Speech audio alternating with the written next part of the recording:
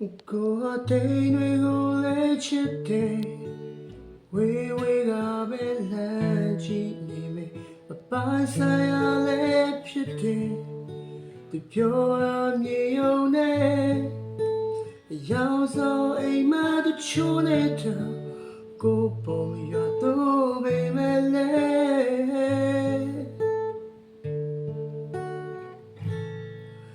နေဝင်ချိန်တွေကိုငေးကြည့်မယ်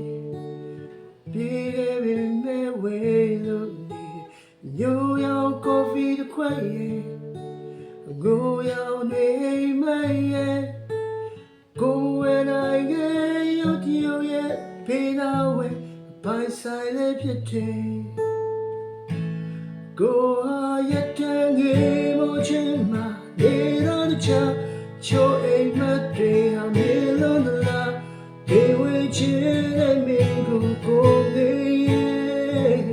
ပြိုင်ဆိုင်ဘူးမရှုံးနဲ့ရှုံးမှာနေတော့ချာနာတဲ့သူဟာကိုနေက